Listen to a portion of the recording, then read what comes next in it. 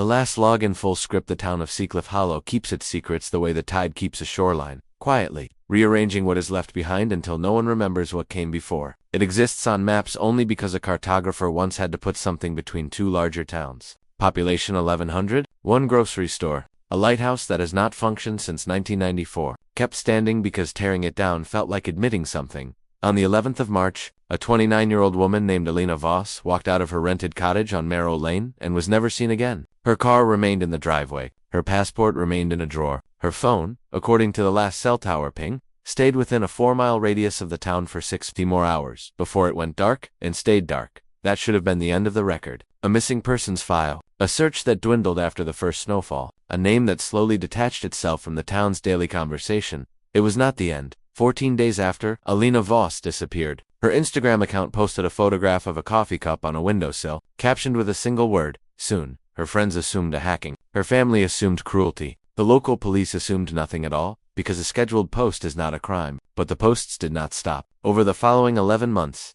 the account uploaded photographs, a bowl of unripe lemons, a child's shoe on a stairwell, the back of a woman's neck in a mirror, never a face, roughly once every 9 days. Each caption was a single word. Soon, closer, almost. Wait, no location, metadata. No IP trace resolving to anything but a rotating cluster of VPN exit nodes across 4 continents. No explanation for how, or why, or who.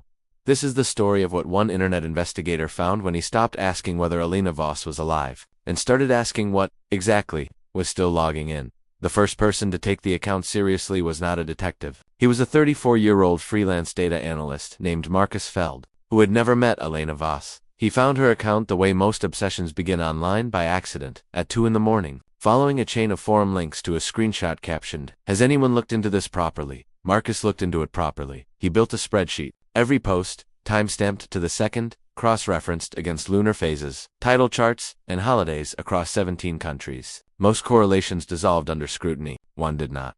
Every post had been uploaded between 3:14 and 3:22 in the morning Eastern Standard Time. A VPN could fake many things, but the platform's internal server logs, obtained through a contact in trust and safety who would later regret the favor, could not fake the true origin timestamp buried beneath the spoofed metadata. Whoever, or whatever, was posting was doing so from a single physical location. At the same 8-minute window, every single time, he mapped it against Elena's known movements. The window matched nothing in her routine, but it matched, with unsettling precision, the exact stretch during which the power substation on the edge of Seacliff Hollow ran its automated nightly diagnostic cycle, a detail buried in a decade-old town council PDF nobody had opened in years. He drove to Seacliff Hollow 4 days later. Substation sat behind a chain-link fence that had not been locked, only latched, as though whoever maintained it had stopped expecting anyone to try the gate. Marcus did not go in. Instead, he watched and waited, and introduced himself to the people living closest to the fence. An elderly man named Haller, on the adjacent property for 41 years, told Marcus something the official record did not contain. The autumn before Elena Voss disappeared, a private contractor, vehicles unmarked, not the utility company, not the town, spent 6 weeks running fiber line from the substation toward the old lighthouse. Halloran assumed someone was finally restoring the light. No light was ever restored. Marcus requested the lighthouse's ownership records. They led to a shell company in Delaware, which led, after 3 weeks and one expensive records request, to a holding entity whose only other listed asset was a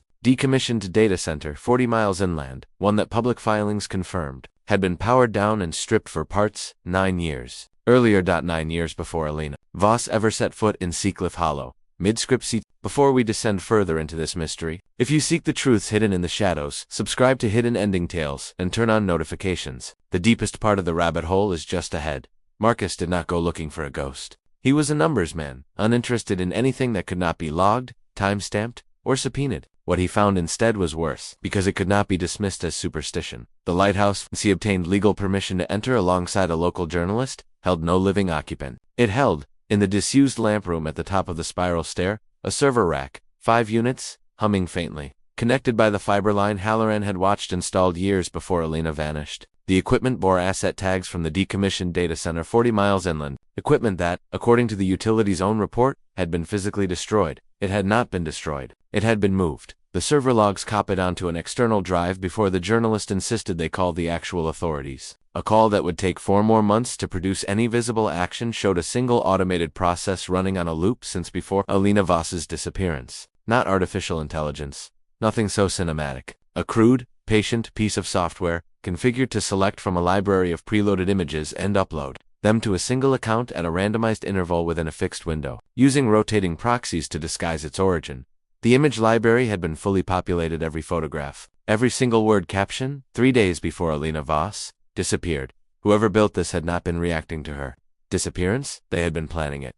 The investigation that followed, once authorities engaged with Marcus's evidence, uncovered a name buried in the shell company's original filing, later amended and scrubbed. A technician who had briefly worked at the decommissioned data center, and who had, according to former colleagues, expressed an unsettling fixation on a graduate student he had encountered once at a lecture on marine biology 3 years before Elena Voss moved to Seacliff Hollow to study exactly that subject. He was never located. His last known apartment had been vacated years earlier, lease closed out in cash. No digital footprint existed after his resignation, no bank accounts, no vehicle registration, no utility bills anywhere in the country. A person who had, in every legally visible sense, stopped existing at almost the exact moment the fiber line began stretching toward an abandoned lighthouse. Investigators considered the obvious, chilling possibility that Elena Voss was being held somewhere, and the account was proof of life, extended as leverage, or cruelty, or both. Cadaver dogs searched the lighthouse property and the substation grounds. They found nothing. Ground-penetrating radar surveyed both sites and the surrounding half-mile. It found nothing. Elena Voss's body has never been recovered. Her fate remains,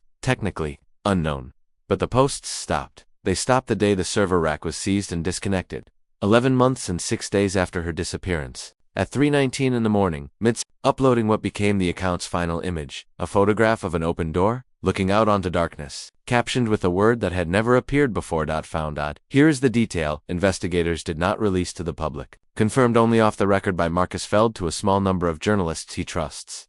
The final post, found, was not uploaded live at the moment of seizure. Server logs show it had been sitting in the queue, fully composed, scheduled since the very first day the script was activated. It was never meant to be the last image because of the seizure. It was always going to be the last image. The script had been built, from its first line of code, to run for exactly 11 months and 6 days, then stop. Regardless of anything anyone did to intervene, someone had known, before Elena Voss ever disappeared, exactly how long this would last. And somewhere in that scheduling, in the cold, mechanical certainty of a countdown built before the disappearance it counted toward, sits a question no forensic analysis has answered. Not who did this. Not even where is she. The question is simpler and colder. And it is the one that keeps Marcus Feld awake some nights, years later. Staring at a spreadsheet he finished analyzing long ago. If the ending was already written before the story began, who was it written for? If this story left you with more questions than answers, leave a comment with your theory. Subscribe for more tales that end where the light fades. What really happened to Elena Voss? Seacliff Hollow still has no working light in its lighthouse. The server rack is gone now, held as evidence in a case with no active suspect and no closing date. Elena Voss's family checks the old accounts sometimes,